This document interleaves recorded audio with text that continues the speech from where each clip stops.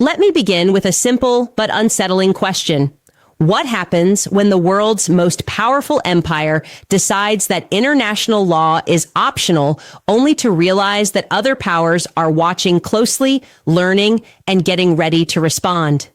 Tonight, we are being told that the United States has crossed red lines not drawn by words alone, but by history, by national sovereignty, and by the hard lessons of imperial overreach.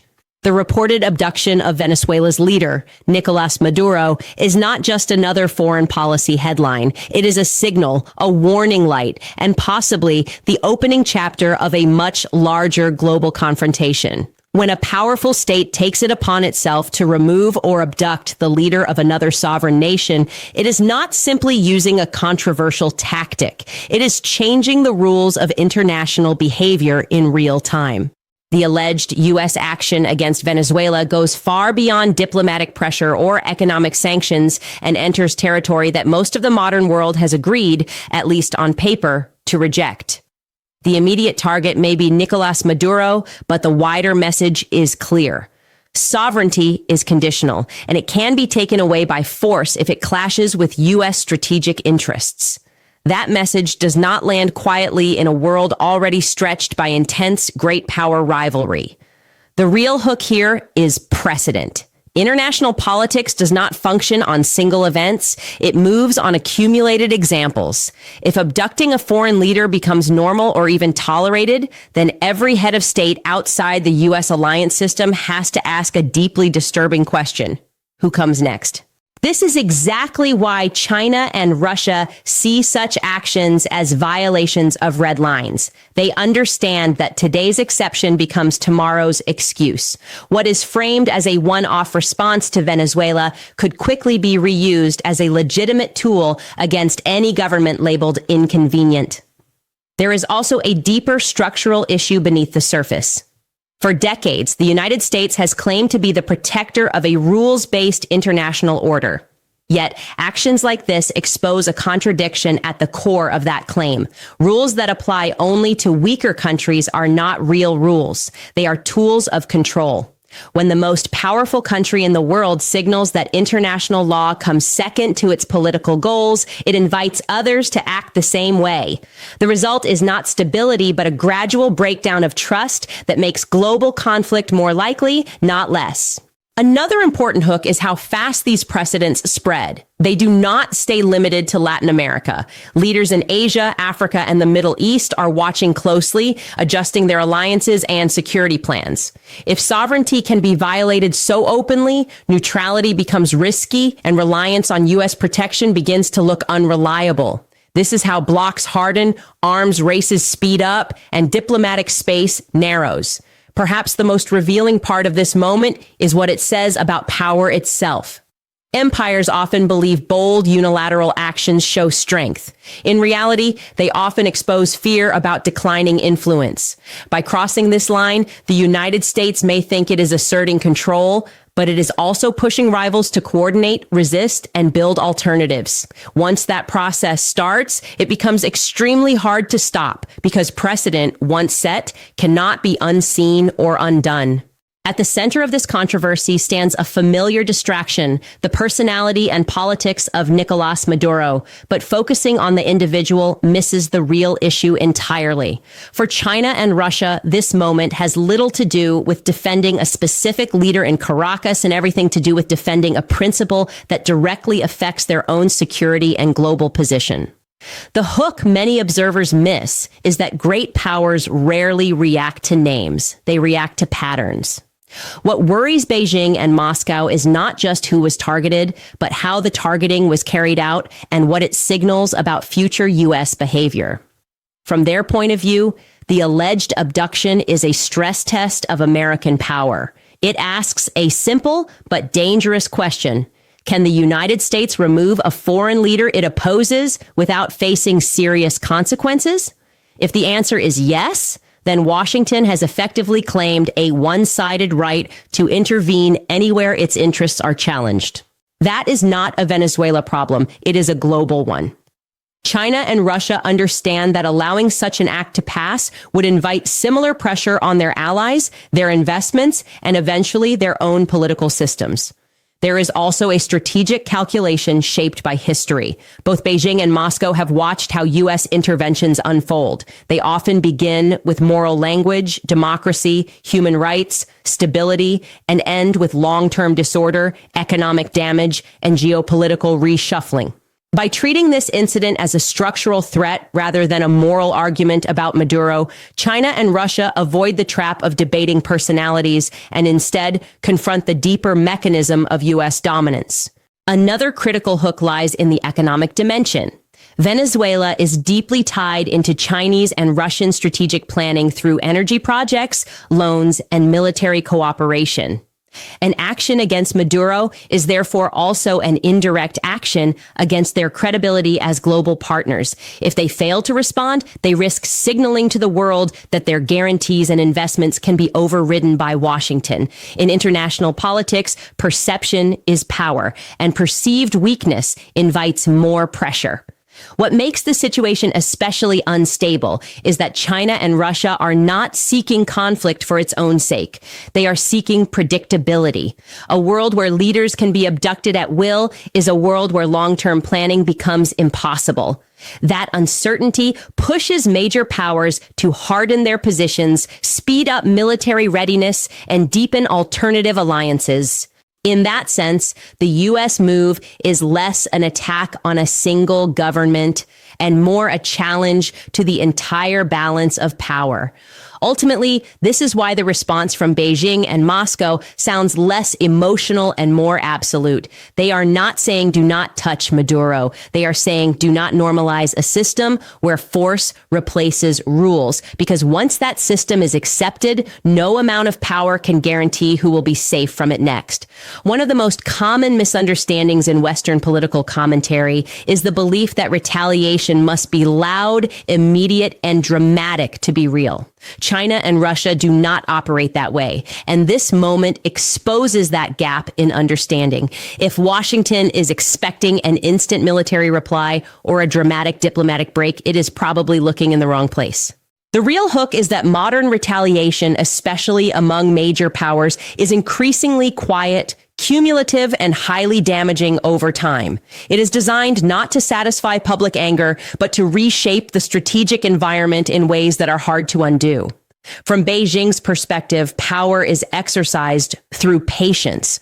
China has spent decades mastering long-term leverage, controlling supply chains, financing infrastructure, and embedding itself deeply into the economies of the global South. In response to an action like the alleged abduction of Venezuela's leader, China does not need to fire a single shot. It can redirect trade flows, adjust lending terms, deepen non-dollar transactions, and speed up efforts to reduce dependence on U.S.-dominated financial systems. Each move may seem technical or even dull, but together they quietly weaken the foundations of American influence. Russia's strategic culture is different, but no less deliberate. Moscow has learned often. Through painful experience, they have learned that direct confrontation with the United States is expensive and unpredictable. Instead, the response is asymmetric. Energy markets, weapons partnerships, intelligence sharing, and regional influence become tools of pressure. A quiet shift in oil or gas alliances, a new defense deal with a U.S. rival, or deeper cooperation with sanctioned states can create long-term costs for Washington without triggering an immediate crisis. The hook many miss is that these moves are deniable, legal, and very hard to reverse once they are underway. What makes this strategy especially powerful is timing. U.S. politics runs on short cycles, elections, approval ratings, quarterly economic numbers. China and Russia think in decades. They understand that a provocation today does not need an answer tomorrow. It can be answered slowly, over years, by narrowing American choices little by little. Retaliation becomes a process, not a single moment. By the time the impact is widely felt, the original trigger is often forgotten, making blame almost impossible to assign. There is also a psychological element that deserves attention. Strategic retaliation signals discipline. It tells allies and rivals that responses will be measured, rational, and persistent. This builds credibility. When China or Russia remain calm in the face of pressure, they present themselves as stabilizing actors, while the initiator appears impulsive. That shift in perception matters greatly in a world where influence depends more on image than on raw force. The most dangerous assumption Washington can make is that silence means weakness. In reality, silence often means planning, economic adjustment, currency diversification, and alliance building. These moves do not dominate headlines, but they reshape the balance of power far more reliably than public displays of anger. In that sense, retaliation may already be happening, not as a dramatic event, but as a slow tightening of limits around American power, global dominance exercised with precision rather than emotion.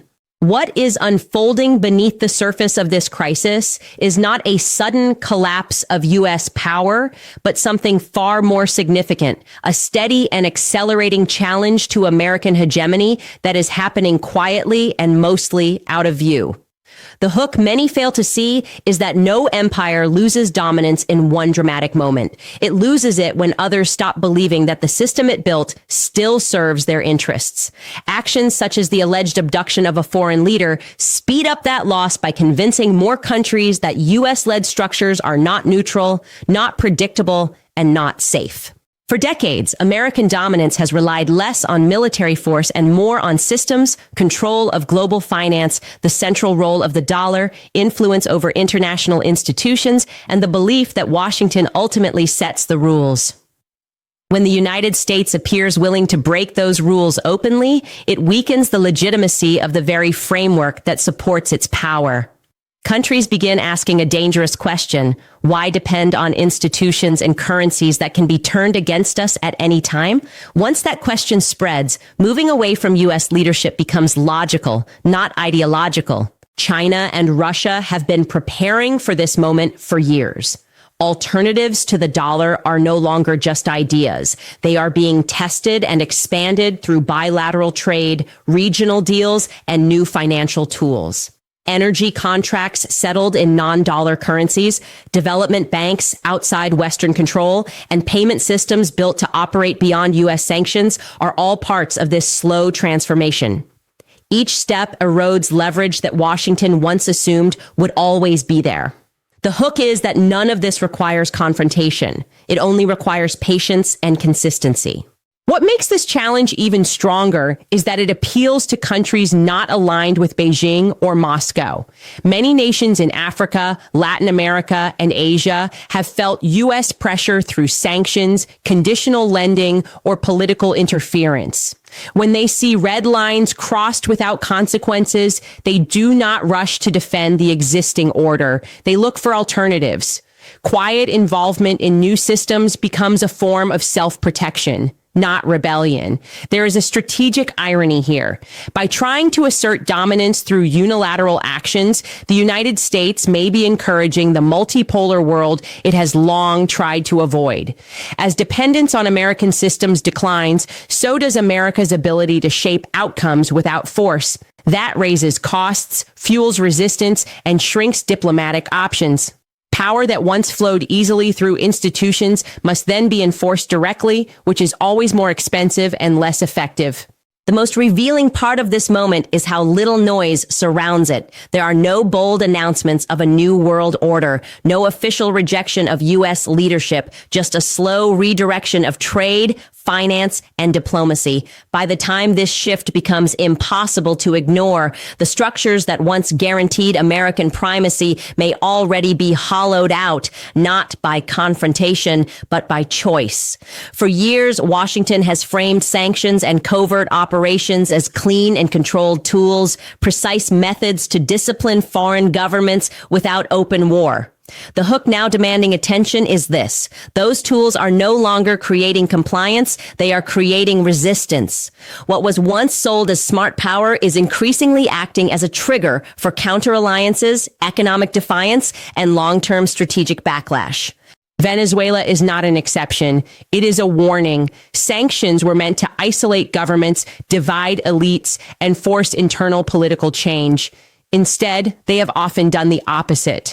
In Venezuela, years of pressure have hurt ordinary people while pushing the state to rely more heavily on non-Western partners. China and Russia did not step in out of ideology. They stepped in because sanctions opened space. When the United States closes doors, others create entrances. The result is not isolation, but realignment. And once that shift happens, it is extremely hard to reverse.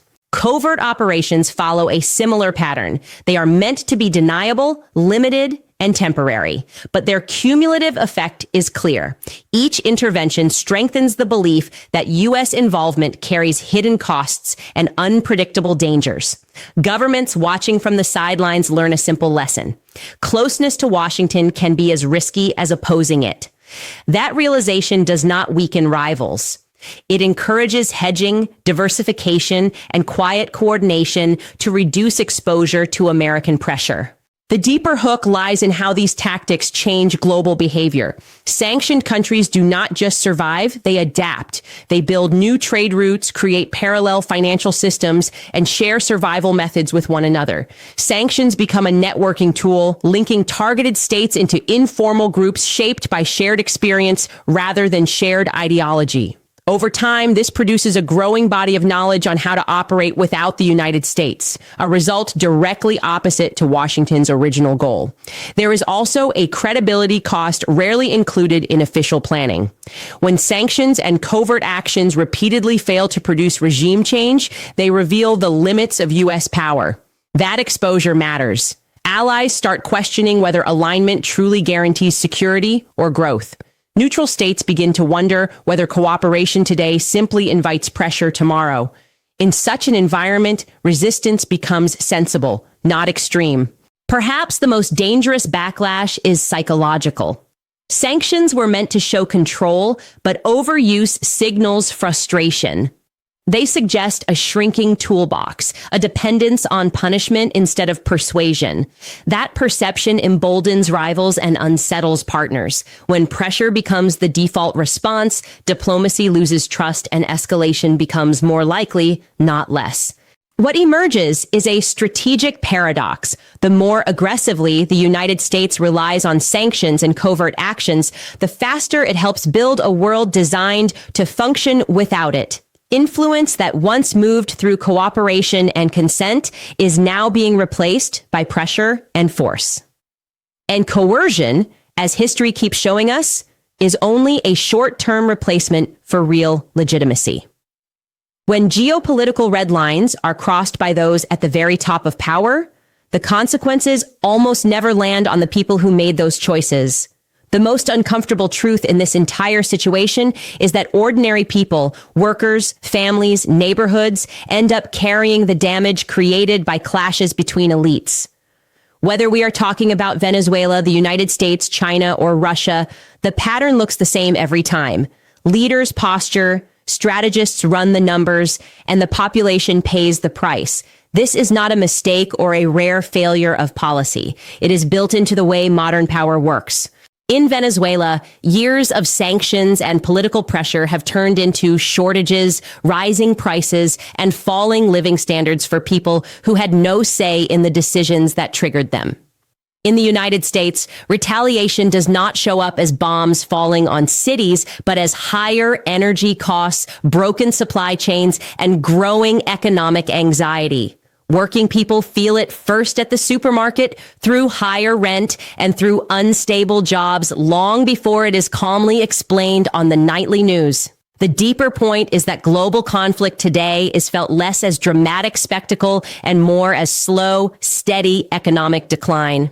China and Russia are not protected from this reality either. As tensions grow, money and attention are pulled away from social needs and pushed toward military readiness and strategic rivalry. Government budgets quietly change, and ordinary citizens are expected openly or quietly to accept limits, cuts, and sacrifice in the name of national security. This is how competition between great powers reshapes everyday life without ever formally announcing itself. The words used are abstract: The effects are very real. What makes this situation especially disturbing is how rarely these costs are discussed honestly. Political leaders present confrontations as moral duties or strategic necessities while avoiding any real conversation about who will actually bear the burden. Sanctions are described as precise and targeted, yet their impact spreads through entire economies. Retaliation is framed as self-defense, even as it raises the cost of food, fuel, and basic stability. The uncomfortable truth is that suffering is not an unintended side effect. It is often the payment system of geopolitical conflict. There is also a deep democratic gap at work here. Decisions that shape the global system are made behind closed doors by a small political and economic elite. Meanwhile, the consequences are shared across entire societies, and people are asked to stand behind flags, stories, and fears they did not choose. This produces cynicism, division, and distrust, not only between countries, but within them. Perhaps the most revealing part of this pattern is how predictable it has become. Every new crisis follows the same path: escalation at the top, economic shock in the middle, and social pressure at the bottom. And still, it is always presented as inevitable. The real question is not whether ordinary people will pay the cost. The real question is why their interests are so consistently left out of the decisions that lead to confrontation in the first place. Let me end with this. History shows us that empires rarely notice the moment when they begin to lose control. They confuse dominance with permanence and aggression with strength. If the United States truly abducted a foreign leader, it did not display confidence or power. It exposed insecurity. And China and Russia, watching closely, understand that insecurity is often the first visible crack in an imperial foundation. The real issue, then, is not whether retaliation will happen. It is how expensive this moment will be for ordinary people across the world who are pulled into conflicts created by elite choices. Because when red lines are crossed at the top, it is always working people, American, Venezuelan, Chinese, Russian, who end up paying the price. And that, above all else, is the lesson we ignore at our own risk.